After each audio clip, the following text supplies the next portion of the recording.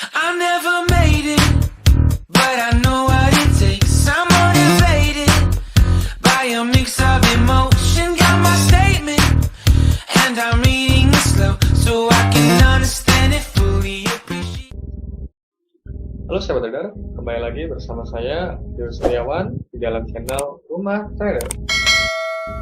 Sebelum saya masuk market, saya ingin mengucapkan dulu minal aizin wal faizin, mohon maaf lahir dan batin.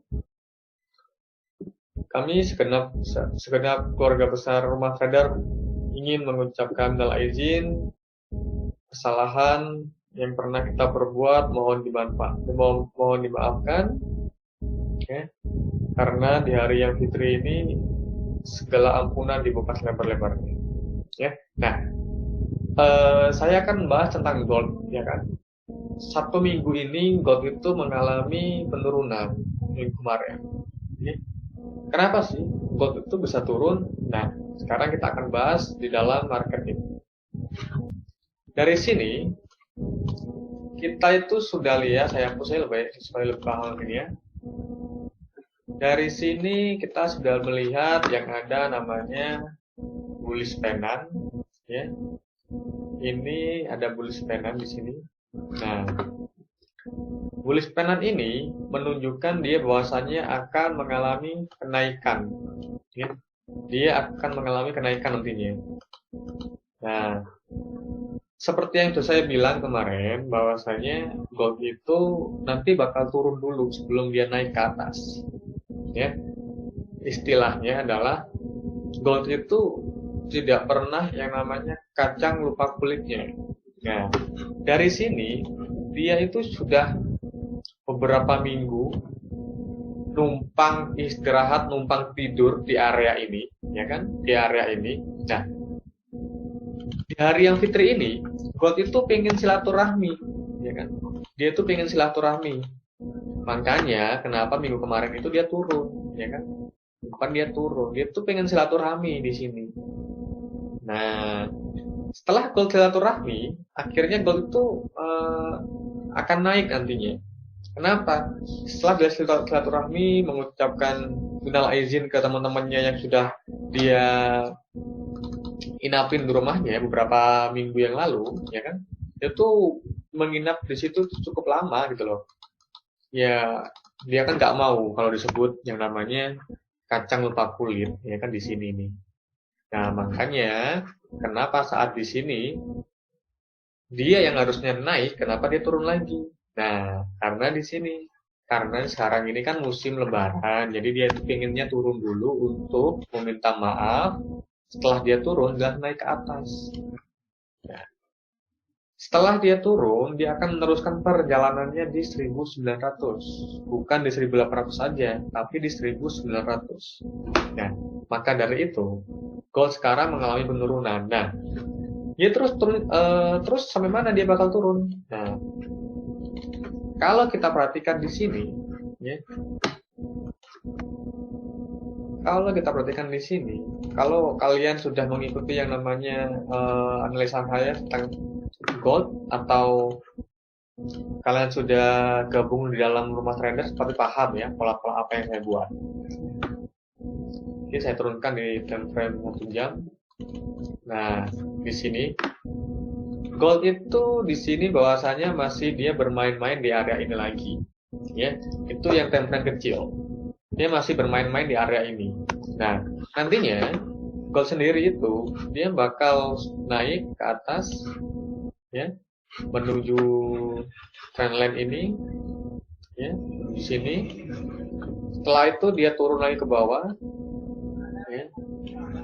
Setelah dia turun ke bawah, dia langsung naik sampai ke atas. Nah, tujuan dia berada di 1900, ya. Tujuan dia berada di 1900. Karena apa? Karena di sini gold itu masih menyempurnakan sebuah pola. Nah, polanya seperti ini, gitu loh. Nah, kenapa sih gold gak langsung naik? Karena saya bilang, bahwasanya gold itu masih akan silaturahmi dulu dan minta maaf ke teman-temannya yang sudah dia hinggapin, makanya gold tidak langsung naik. Nah, sekarang gold itu sudah membentuk pola di sini, Nah, pola-pola inilah yang nantinya bakal membantu dia untuk terbang jauh lebih tinggi ke atas. Nah, seperti itu. Jadi, kesimpulannya adalah gold itu masih bermain-main di area ini. Di area ini. Kalaupun kalian mau entry, bisa masuk market ya, bisa masuk market. Ya kan ya, bisa masuk market. Marketnya di mana? Masuknya kalian di harga 1.750-an. Ya, kalian bisa masuk market di 1.750-an. Kalau nggak gitu, kalau misalkan ditembus ya ke atas ini, ya, lalu dia turun lagi ke bawah, ya ke sini. Nah, kalian bisa entry juga di sini nantinya.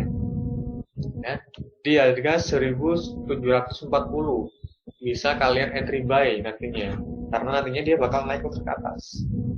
Nah, seperti itu ciri-cirinya gold untuk time frame 1 jam.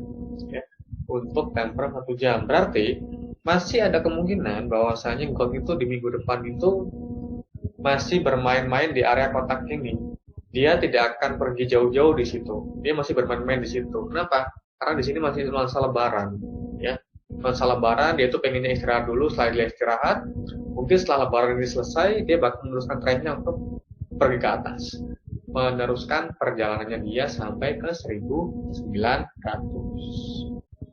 Seperti itu untuk analisa goldnya. Jadi gold sendiri akan terbang sampai 1.900. Teman-teman, nah, itulah alasan saya kenapa menyarankan kalian untuk menunggu dulu, ya, menunggu dulu. Tunggu momen entry-nya sampai di 1.740.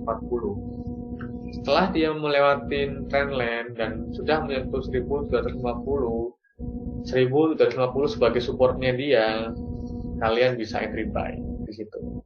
Oke ya? Tuh, itu analisa singkat tentang gold. Ya. Oke.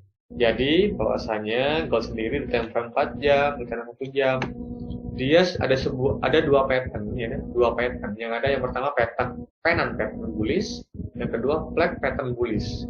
Dua pattern ini yang menunjukkan dia bakal naik. Jadi pennant pattern sudah membentuk kesempurnaan, ya. Tinggal bullish pattern. Dia mau membentuk kesempurnaan dulu. Setelah dia sempurna, dia sudah membentuk suatu pola, dia bakal naik terbang jauh lebih tinggi. Nah, seperti itu. Jadi, pola-pola inilah yang kita tunggu. Nanti saat dia sudah menyentuh 1.740, baru kita entry buy. Seperti itu, teman-teman. Ya. Jadi, itu analisa tentang gold untuk beberapa minggu ke depan. Jangan lupa share, like, dan subscribe channel saya supaya akan nanti saya memberikan sinyal-sinyal yang terupdate untuk kalian. Oke, saya ucapkan terima kasih dan sampai jumpa.